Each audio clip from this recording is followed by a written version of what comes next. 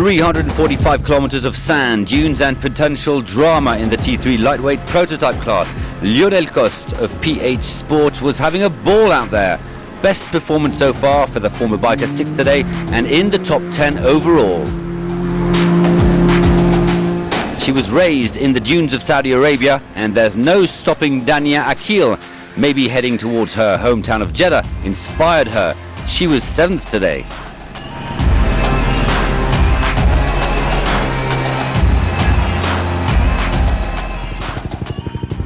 Taking off second did not allow Cristina Gutierrez to conquer her first stage win, especially after struggling in the dunes, but thanks to the mechanical failure of Fernando Alvarez, the Spaniard moves up to 3rd place overall. That could mean a first Dakar podium for Cristina. From Russia with love of the dunes, love of the Dakar, Pavel Lebedev took his Can-Am to another fine 4th spot today. He'll have to settle that same position overall.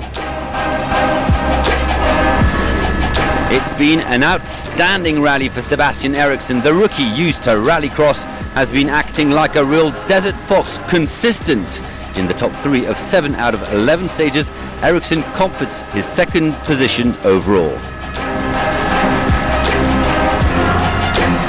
It was really soft sand, so it was a lot of dust and tricky navigation also in some places. But overall a good stage. We didn't push too much to not take any risks. It's only one more stage to go now that we need to finish, so it's all good. No worries for Chaleco Lopez, used to his dunes of Chile. Lopez was in his comfort zone today. With one short day to go, the 46-year-old is on the verge of winning in T3s after his success last year in the SSV class.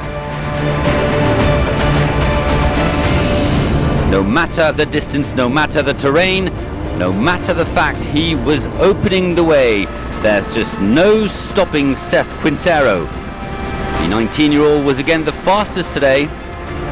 He claims his 11th special success in 2022.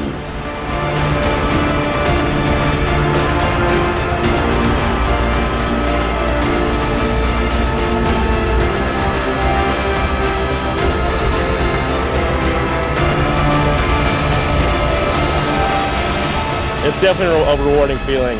I mean, we've done 12 stages now with 11 wins, and yeah, it's just been quite the adventure. Last year we broke a record being the youngest to ever win a stage. This year we broke a record being winning the most stages in a single Dakar, and hopefully next year we can break the record of being the youngest to ever win it. So we're just trying to break a few records, I guess. Seth Quintero wins this one with a comfortable lead of over 15 minutes. 2 ladies in the top 10, Gutierrez and Dania Akil. In the new overall, there's still 55 minutes and 36 seconds between Lopez and Eriksson. The battle for 3rd could be interesting between Gutierrez and Lebedev.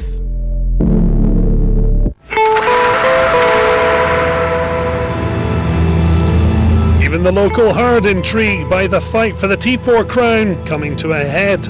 Penultimate stage loop in Bisha. Austin Jones ahead with the dunes high and low to navigate, plenty of room for error. It didn't take long for that to ring true.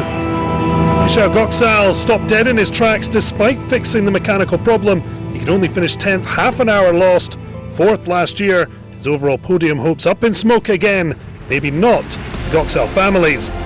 Jérôme de Sadelaire joined Team Galag as teammate to 5-time Dakar bike champion Cyril Neveu. A solid debut as the Swiss was top 10 overall until a horror stage 9 saw him tumble, showing an ability to bounce back, following up 11th yesterday and bounding to 7th today, top 10 within sight. With just 100 kilometers to go, there was a storm brewing for Austin Jones. Suddenly losing 4-wheel drive along with co-driver Gustavo Gugelman, stopping to make a temporary fix to get out of the stage 1 in one piece. The American said yesterday he couldn't relax, evidence of why. Austin powers fading, and the title looked to be within his grasp. Well, his bike adventure ended in abandonment and injury, but on 4 wheels, Luis Portela is flying again, alongside David Meegre, himself a 2-time bike competitor. The Portuguese pair earned their best stage performance in 5th. A first completed Dakar would be a wonderful achievement, although Meigre aware he crashed out just 20 kilometres from the end, the 2019 edition. The title challenge faded, but a fine debut still for Rodrigo Lupe de Oliveira. Never more than 10 minutes off the front, the Brazilian navigated safely through any pitfalls, leaning on co-driver Michael Justo, his 11th Dakar, not his first rodeo. Also staying in the saddle was Rokas Bachuska, a first ever stage win on his Dakar debut. 22-year-old found himself in a terrific three-way tussle in hunt for another. Just 5 minutes between them as they jockeyed for position. No Rokas rocket this time, but a shot at finishing third overall. Bike legend Gerard Ferres arrived having never won the Dakar, yet despite being edged out by 3 minutes 37 to settle for second in the penultimate special, the Spaniard would have been shocked to find stablemate Jones had traded places. Overall, second in his SSV debut 3 years ago, could he go one better in his 15th Dakar? And carrying the Goxal hopes now is Marek, the older brother now shouldering the responsibility of getting at least one Goxal on the overall podium. But the big story is the 1 minute 41 seconds that now separates Jones from teammate Fares. The American is going for gold, leaving plenty behind. The game plan for tomorrow is strip the car down, no spares, no nothing, like no tools, and really just absolutely send it as hard as I can. We'll see what we can do, and yeah, I'd rather go home with a win than really anything. So a stunning sixth stage win for Marek, having not finished in 2017, Portela fifth en route to a maiden completion. It's all shook up, Jones caught in a trap. It might be now or never for Fares. It's no secret that third is up for grabs.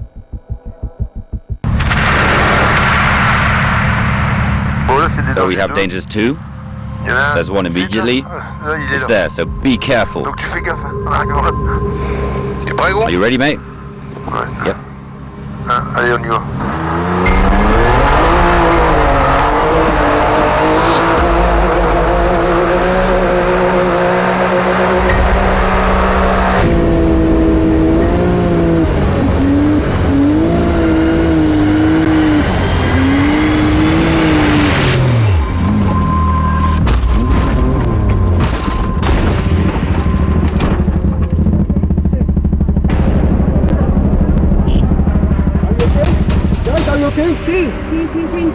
Cioè se to otwírá. To jest nějaký nebo něco? No.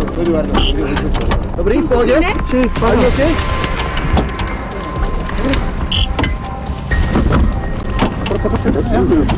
Pasate aquí. ¿Estás bien? Sí. Vale, seguritzeu la zona! No worries, no worries. Seguritzeu! No worries, no worries, we'll help you. It's okay. It's okay. It's okay. It's okay.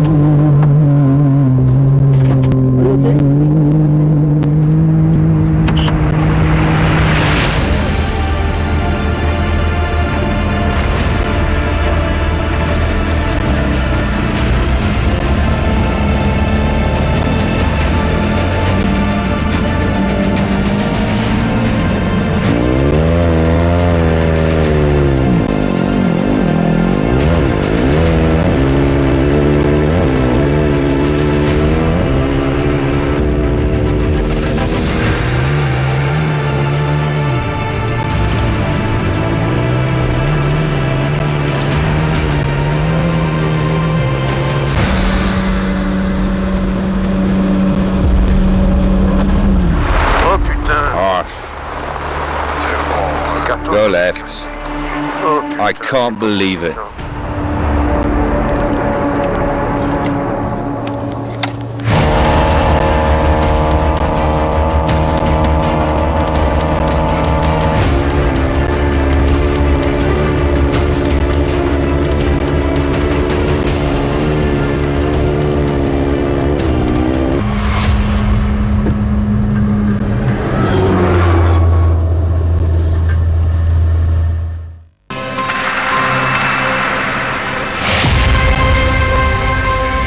Hirohito Sugawara and his crew were on course for a top 15 finish until they ran into big trouble today, almost as big as that Hino hybrid. A problem with the automatic gearbox meant they had to return to the bivouac after the first waypoint, but they will try to set off again tomorrow.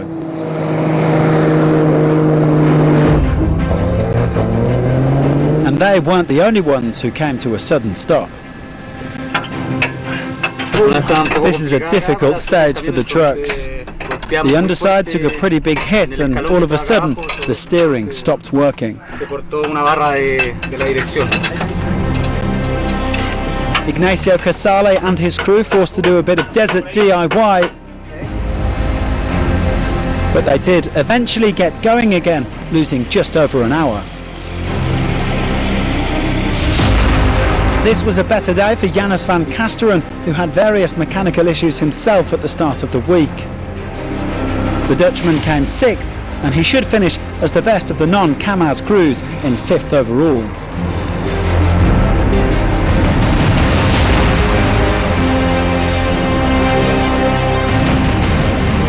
Just behind him in 6th in the standings is his compatriot Martin van den Brink. For the second stage running, he and his son Mitchell finished in 9th and 10th. With Martin Matchik veering left on his way to 4th place, Dmitry Sotnikov ploughed straight ahead to 3rd. The overall leader was just controlling his teammate Eduard Nikolaev, and he only dropped 2 minutes. As long as he can keep a cool head tomorrow, he'll be wrapping up a second straight Dakar title. Andrei Karganov is no longer fighting for overall glory, but he's always fighting. Throughout this rally, he's only been out of the top 4 twice, and today he had another 2nd place. Nikolaev was quickest on the day, joining Sotnikov on 4 wins at this edition. This is his 15th Dakar in a truck. He's been a mechanic, a driver, even a team manager last year, but it looks like this year's crown may just slip through his fingers. Anything can happen on the final day though. The gap is just 8 minutes 18 seconds.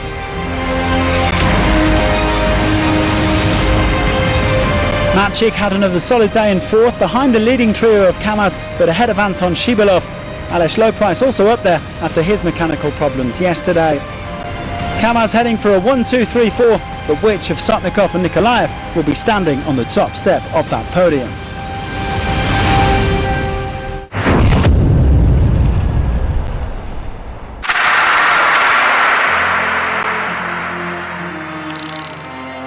Despite the speed humps on Camel Creek, the Dakar Classic competitors gave everything they had on stage 10 as the end of the rally, and thus the silverware is in sight.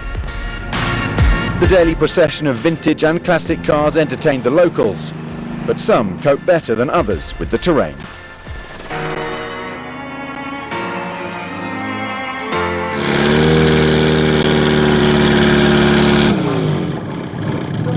We're only a two-wheel drive, so it's a bit sketchy. We've broken the front door, but it'll go. Cornelius and Jacobine Kamp are in their wedding car, but we wouldn't like to comment which of them is driving the other over the edge.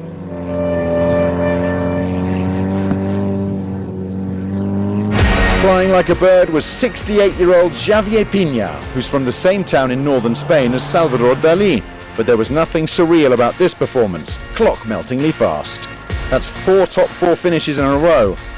Second on the day and back up to 3rd overall, Jesus Fusta's Mercedes. They spent 4 days leading Dakar Classic last week. But keeping their position at the top of the standings for a 4th day running, Serge Monod and Florent Roulon. They've been in the top 3 since day 3, and it's going to be very tough to topple them, although Fusta is recovering strongly from his bad day on stage 7.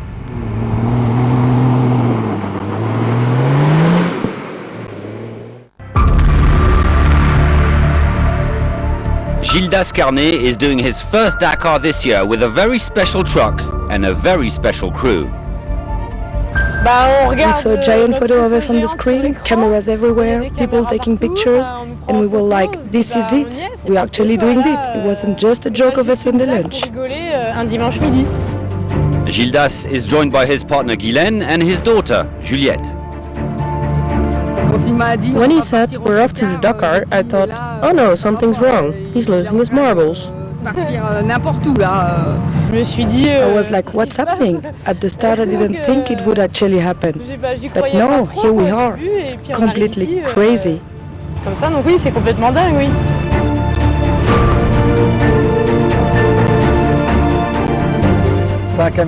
It's a truck that was built in 1979 and used to belong to the German army. It was repurposed in the 1990s after the war in Sarajevo.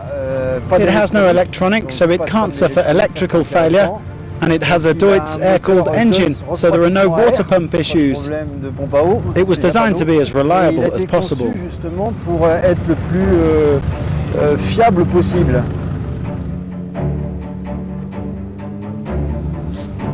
This is the original speedometer. It hasn't changed. In fact, the whole dashboard is the same. And this is the hatch.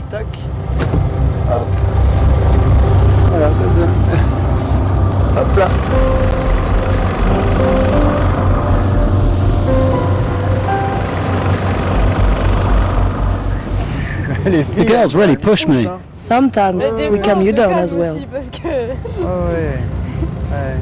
I've ended up navigating, which I know nothing about, so I've been learning and getting into it. Why not us? Dad sometimes gets annoyed because we're not giving him the instruction he wants, and then Guylaine gets involved as well. So I let them sort it out amongst themselves. I'm in the middle. One of them says something, the other responds, and then we're all good. Honestly, they're doing a great job, 100%. They're my eyes because I have no idea where to go. It's a great human and family adventure. It's extraordinary.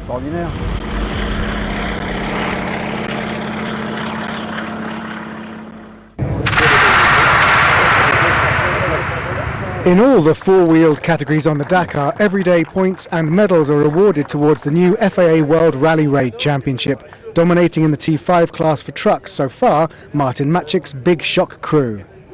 This win and the points will count after the whole season, so I guess every point counts, and especially these during Dakar. So let's see how it will end, but now we hopefully should win it in the World Relay Championship, and it's the most important race of the year, so yeah, it's always good.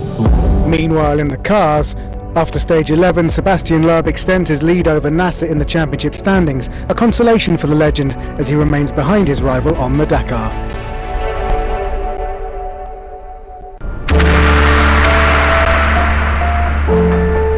The final leg of Dakar 2022, stage 12, sees all competitors head from Bisha to Jeddah. A short, sandy, 163 competitive kilometres plus a long liaison to complete the 2-week loop from whence we came. And in echoes of the old tradition of ending the rally at Lac Rose in Senegal, now the dust settles near the Red Sea in Jeddah. The last night on the bivouac is upon us, and for the whole travelling caravan, this marks the end of a journey.